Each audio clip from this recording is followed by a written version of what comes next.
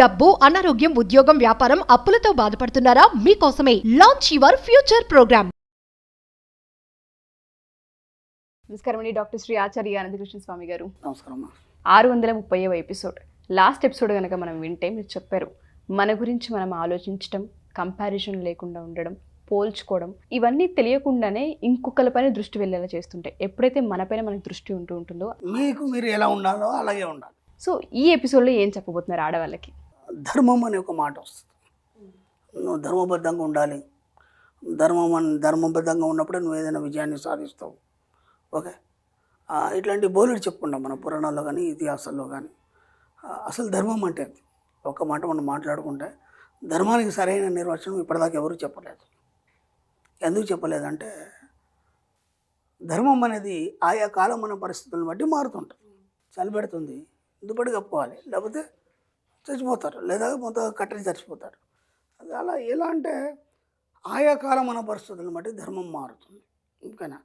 ఇప్పుడు మనకి రాముడి కాలంకి వచ్చేసరికంటే ఏకపత్ని వ్రతం. అదే మనం ద్వాపరానికి వచ్చేసరికంటే అంతమంది భార్యలు ఇవన్నీ మనం విమర్శిస్తుంటాం. అంటే మనకి ఎట్లా ఉంటుందంటే, ఏది పూర్తిగా తెలియదు. అది చెప్పేవాడన్నా సంపూర్ణంగా చెప్తాడంటే ఈ యొక్క అరకొర మనుషులు తప్ప, గొప్పవాళ్ళు తప్ప చెప్పేవాళ్ళు ఇంకెవరు లేరు.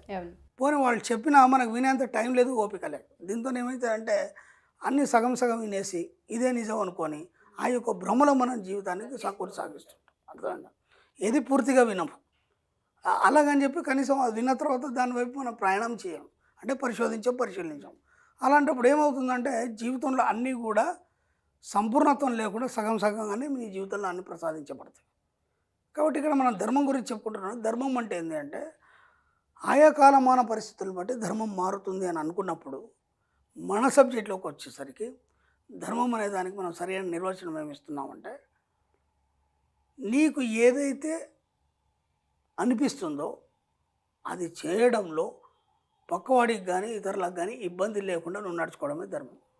మన సబ్జెక్ట్లో అది ఏదైనా కావచ్చు. మన సబ్జెక్ట్లో మనం ఎన్నోసార్లు చెప్పినాం, ప్రకృతికి పక్కవాడికి ఇబ్బంది పెట్టకుండా నీకు ఏదైతే అనిపిస్తుందో అది చేయడమే ధర్మం, అంతే. అర్థమైందా? కండిషన్ మాత్రం ఇవి రెండు. ఓకేనా? కాబట్టి ఎప్పుడైనా సరే మనం ధర్మం గురించి ఆలోచించినప్పుడు ఎప్పుడు కూడా దాని మీద చర్చ చేయకండి. ఎందుకంటే మనకి ఎన్నో అనుమానాలుగా ఉంటుంది. మన జీవితం ఎప్పుడు కూడా ఏంటంటే, అనుమానాలతో కూడుకొని మన జీవితాన్ని కొనసాగిస్తుంటాం. ఇది ఇలా చేయొచ్చా, చేయరాదా, చేస్తే తప్ప కాదా. ఇప్పుడు నేను మన సబ్జెక్ట్లోకి వచ్చిన తర్వాత బోలెడు చెప్తుంటాను, నేను మీరు ఇలా ప్రవర్తించాలి. ఇంతకుముందు కూడాను నీకు నువ్వులాగా ఉండడం అది ధర్మమే. నీకు నువ్వులాగా ఉండడమే ధర్మం. ఎందుకంటే నువ్వు ఎవరు జోలికి పోవట్లేదు, ఎవరికి ఇబ్బంది పెట్టట్లేదు, ఎవరిని విమర్శించట్లేదు, అది ధర్మమే కదా.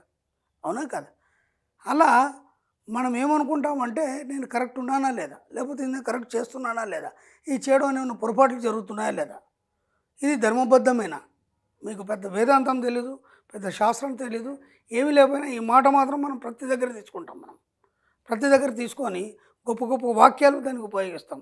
కాబట్టి దానికి మనం అర్హులమా కాదా, అంత గొప్ప వాక్యాన్ని మనం తీసుకొని దానికి అర్హులా కాదా మనకు తెలియదు.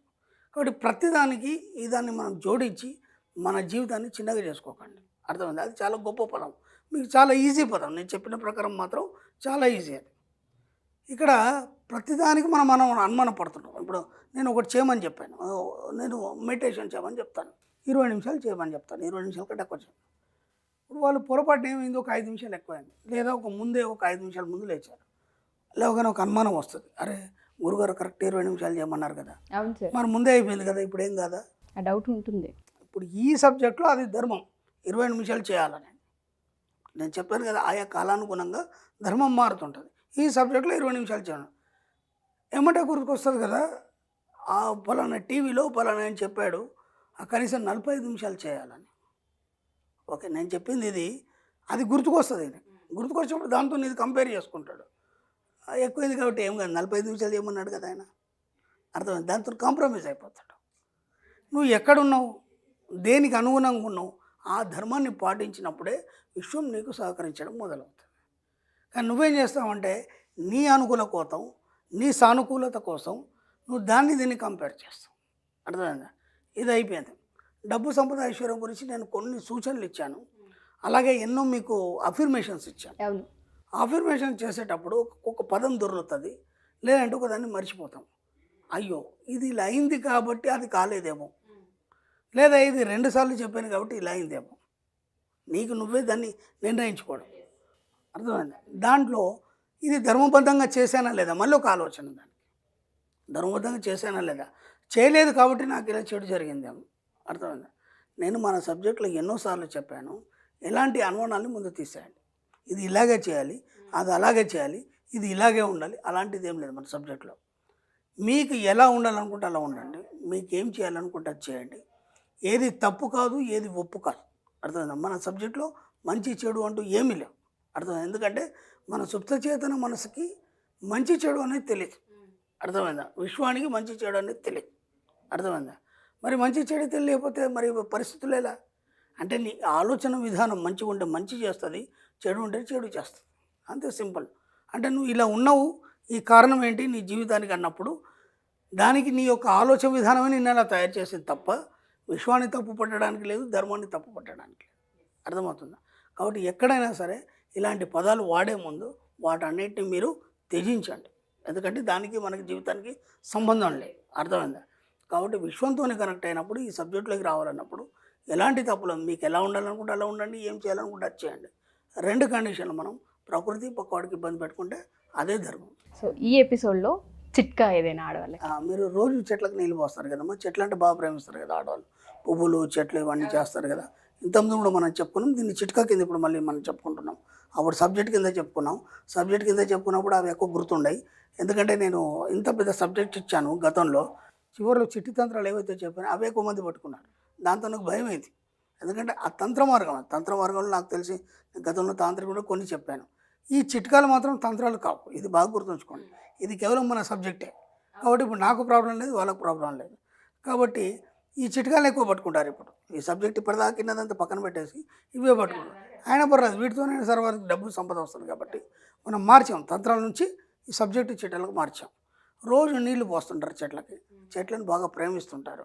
ఆ నీళ్లు పోసేటప్పుడు మనసులో చెప్పుకోండి, ఈ యొక్క చెట్లు ఎలాగైతే వృద్ధి చెందుతున్నాయో అలాగే మా యొక్క కుటుంబంలో డబ్బు సంపద ఐశ్వర్యం కూడా ఈ చెట్లలాగే ఇవి ఎలా పెరుగుతుంటే అలా వృద్ధి చెందుతున్నాయి అని ఫీల్ అవుతూ ప్రతిరోజు వాటికి నీళ్ళు పోయండి. నిజంగా కూడా అవి ఎలా అయితే ఎదుగుతాయో అలాగే మీ యొక్క జీవితంలో మార్పులు వచ్చి మీ యొక్క కుటుంబం కూడా డబ్బు సంపద ఐశ్వర్యంతో ఎదగడం జరుగుతుంది. తప్పకుండా సార్, వండర్ఫుల్. చాలా మందికి హెల్ప్ అయ్యే సబ్జెక్ట్ ఇది. ఎంటర్‌ప్రెన్యూర్‌గా బయటికి రావాలనుకున్న ఆడవాళ్ళందరికీ కూడా మీ చిట్కాలు కావచ్చు, మీ ఎపిసోడ్స్ కావచ్చు, చాలా బలాన్ని ఇస్తూ ఉంటుంటాయి. Wonderful sir. సో చాలామంది పర్సనల్గా క్లాసెస్కి రావాలని ఎదురు చూస్తూ ఉంటుంటారు సార్. వాళ్ళ కోసం క్లాసెస్ ఎక్కడ నిర్వహించబోతున్నారు? ఈ మధ్యకాలంలో ఏ క్లాసెస్ ఉండబోతున్నాయి? మనకి ఇప్పుడు ఈ 2024 అమ్మ 16th జూన్ 16 జూన్ మనకి హైదరాబాద్లో ఉంటుంది. ఓకే. అలాగే 23 జూన్ మనకి విశాఖపట్నంలో ఉంటుందమ్మా.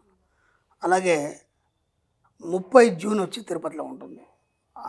7 జూలై వచ్చి రాజమండ్రిలో ఉంటుంది. అలాగే 21 జూలై వచ్చి బెంగళూరులో ఉంటుంది. Thank you sir, thank you so much. Thank you.